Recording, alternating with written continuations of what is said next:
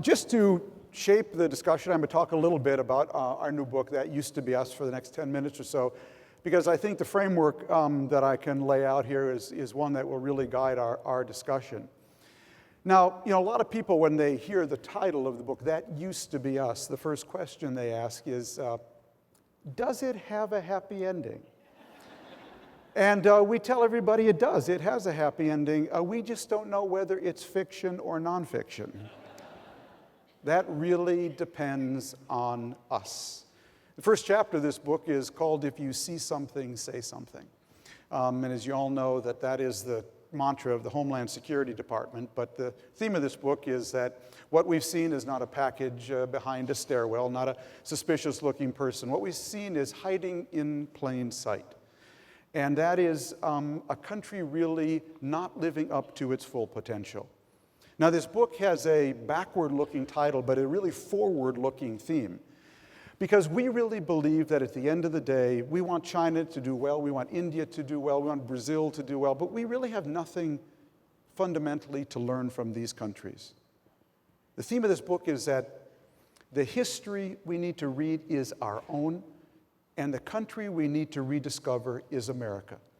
Because the basic theme of this book, thank you, is that we didn't get here by accident as a country. We didn't become the world's richest and most powerful country by accident. We actually got here because we had a formula for success. And it was actually the foundation of the greatest public-private partnership in the history of the world. Now, I know there's many people out there think, I got here, I did all this, I was one lonely guy, one lonely gal. I did all this on my own. You did nothing on your own. Okay? You did this thanks to the greatest public-private partnership in the history of the world. And the public side of this was built on 5 pillars. First was educate our people up to and beyond whatever the technology is so they can get the most out of it, whether it was the cotton gin or the laptop computer. Second was have the world's best infrastructure to enhance commerce and communication. Third, it was have the most open immigration policy to attract the world's most energetic and talented immigrants who would then come and start, a quarter of the new companies every year in Silicon Valley. Fourth, it was have the best rules for investing to attract capital and to prevent recklessness.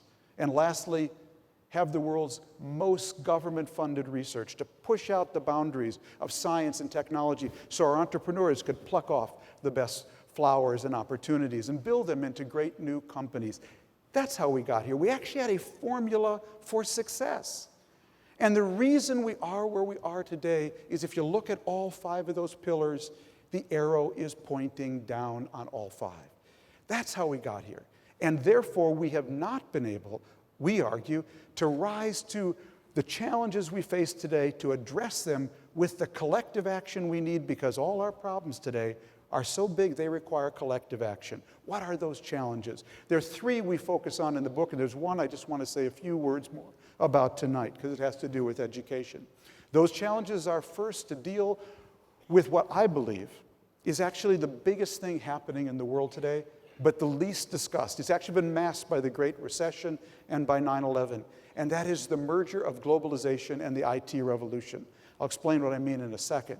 Second great challenge is obviously our debt and deficits and the whole entitlements question, the burden we don't want to be passing on to our children to make them into debt slaves.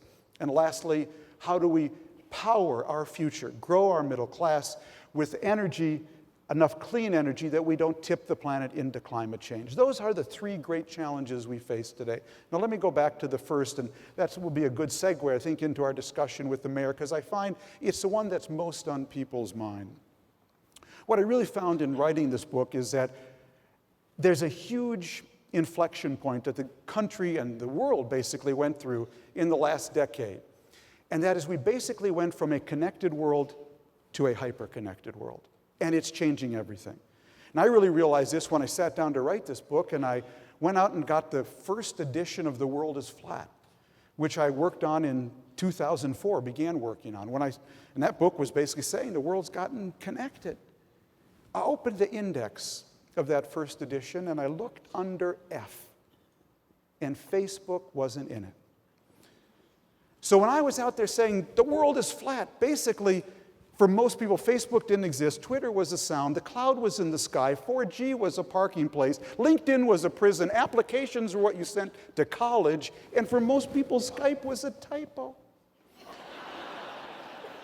All of that just happened in the last 6 years.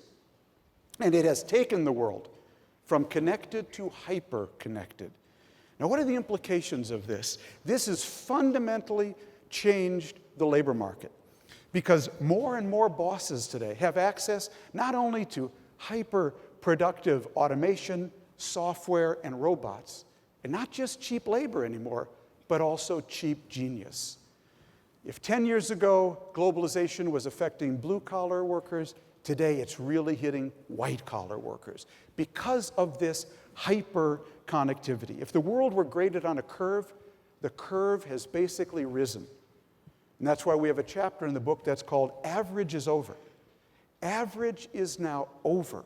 Because if you just do average work now, you will not earn average returns, not in a hyper-connected world. You know, we mentioned just one tiny example in the book, Grinnell College, a wonderful liberal arts college up in Iowa, 1,600 students. My mother-in-law went to Grinnell, great college. Last year, 2010, 8.3% of applications to Grinnell College came from China. Of those 8.3%, 43%, nearly half, had perfect 800s on their math SATs. Okay. The whole global curve is rising now. You are literally competing against students at PS21 in Shanghai now. It is not just a metaphor, it's the reality if you want to go to Grinnell College. Now, what we did in the book was actually interview, before we talked about education, we thought, well, let's interview employers and ask them, what are you looking for? What are you looking for? So we interviewed high-end white-collar head of a Washington law firm, low-end white-collar head of an outsourcing firm in India, blue-collar, DuPont, and green-collar, biggest green-collar firm in the world, the US Army. And here's what we found in talking to employers. They're all looking for the same employee, someone who can do critical thinking and problem-solving, ... in order to get an interview. Yeah, see, that's now table stakes, critical thinking and reasoning, because actually what every employer is really looking for are people who can not only do their job, but invent, reinvent, and re-engineer the job, because in a hyper-connected world, change is happening so fast, the big boss up there cannot keep track of it anymore. You need employees, literally, who are touching the product and the processes to be able to invent, reinvent, and re-engineer their job. That's what everyone's looking for. So the head of the law firm in Washington, D.C., head of a national law firm, his name is Jeff Less. He's head of the Washington office of Nixon Peabody. This actually started during the subprime crisis. I asked Jeff, what happens to a law firm in the crisis like this? Oh, Tom, we're laying off people. I said, that's interesting. Who gets laid off first in a law firm? Is it last in, first out? I said, what? Not anymore.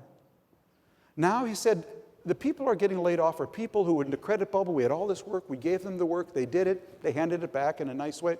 A lot of them are gone. The ones who we're keeping are those who said, Jeff, you know, we could do this old work in a new way, or we could do new work in a new way. Head of the green-collar firm, General Martin Dempsey, that's the name you may have heard of. He just became chairman of the Joint Chiefs of Staff. But General Dempsey, when we interviewed him, one reason he got that job was head of the US Army Education Corps. And he told us this story.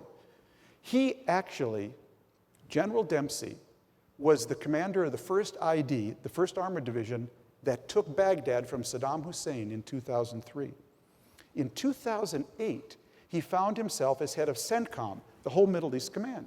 And he went out to visit a base in far-flung Afghanistan, somewhere near the Hindu Kush, as head of CENTCOM. Base was commanded by a captain. He sat down and talked to that captain for an hour, and he told us this. After an hour with that captain, he realized that that captain at that far-flung base had access to more intelligence at the tactical and national level and more firepower than he, General Dempsey, had when he commanded the 1st ID that took Baghdad from Saddam Hussein 5 years earlier. Therefore, how you choose that captain and how you train that captain becomes fundamentally different, which is why one of the first things he did when he took over the Army Education Corps was change boot camp. Now, in many cases, New recruits are given an iPhone, and within 3 weeks, they may be told to download the app. Drill instructor sits in the front row. You teach the lesson. This is going on in every company and every, basically, institution. We need people who can do two things now. Not only do the job, but invent the job. I'm an old fuddy-duddy. I'm 58. I got to find a job when I graduated college. Your kids will increasingly have to invent a job. And therefore, the challenge for education now is twofold. We need to bring the bottom to the average. We have so many young people in this country who are below average, but we need to bring our average so much higher. One requires more education. The other requires better education with that creative, innovative gene. Last word. Parents will ask me this, and we have a whole section in the book about this. So what do I tell my kids? Very simple. We have 3 pieces of advice. Tell your kids to think like a new immigrant, tell them to think like an artisan, and tell them to think like a waitress at Perkins Pancake House in Minneapolis, Minnesota, where I'm from. Think like an immigrant? How does an immigrant think? An immigrant thinks, I'm new in this city, I'm new in this state, Chicago, and nothing is owed me. There is no legacy place at the University of Chicago waiting for me.